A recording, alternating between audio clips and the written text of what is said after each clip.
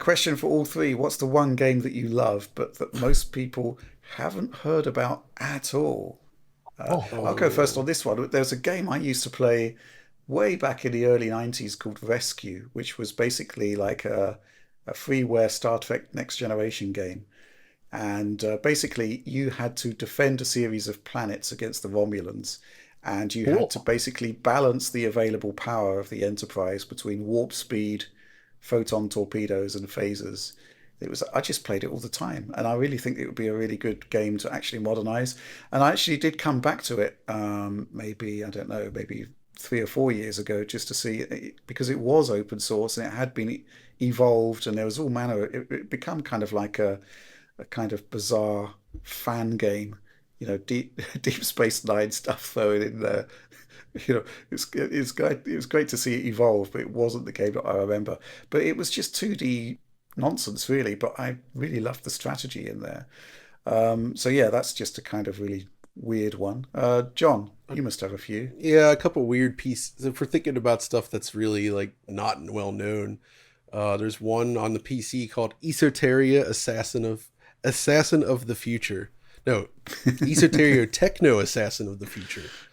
It's even better. That's even better. It's sort of this like third person, almost reminiscent of MDK, but not entirely, kind of shooter for the PC from the late 90s. For some reason, I had this back in the day and I played around with it a lot, but then I never saw it for years and I never heard anybody else mention this game. And then just one day I was like, I gotta figure out what that was again. And sure enough, it was this. And it's fun. It's just really, really esoteric, if you will.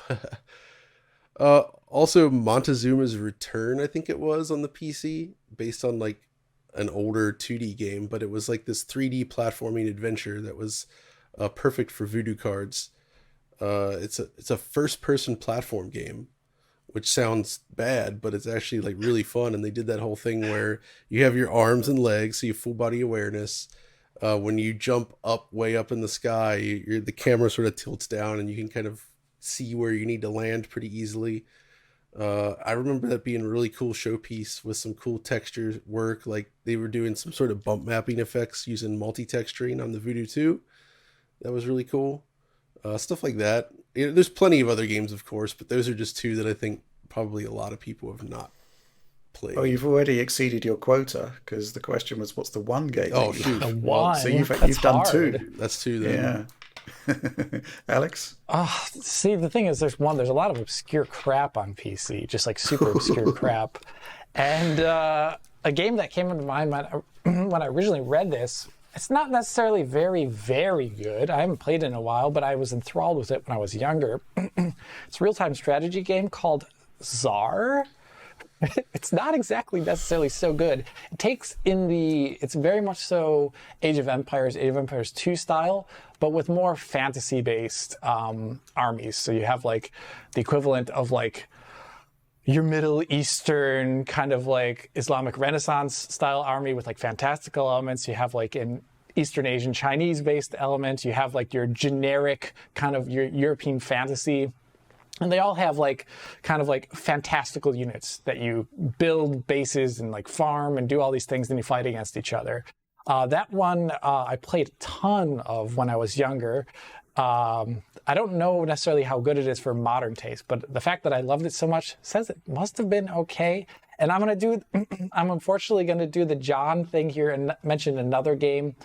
There's a lot of really famous Half-Life Gold Source mods, but one of the ones that I played when I was younger, and it's not necessarily good, but it was hilarious, was Battlegrounds. I think it's a recreation of the American War for Independence. So it's like British versus American colonists.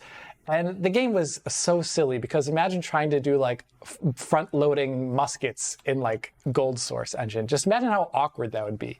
But there was like servers that would be like people like where they would like line up and do like Napoleonic War era tactics in Gold Source engine, and they would be doing it over like spamming stuff or the mic, like commands to troops, and that was a lot of fun. So if you ever liked role-playing stuff, like the Gold Source era had tons of games that were all about like just role playing on servers with like server admins and things like that. So that's a game that I really liked and probably no one's heard of.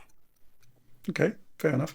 I'm just going to subvert the question just quickly. The one game that I love that everybody has heard of, I've talked about it already, Assassin's Creed Unity. It's time for a remaster.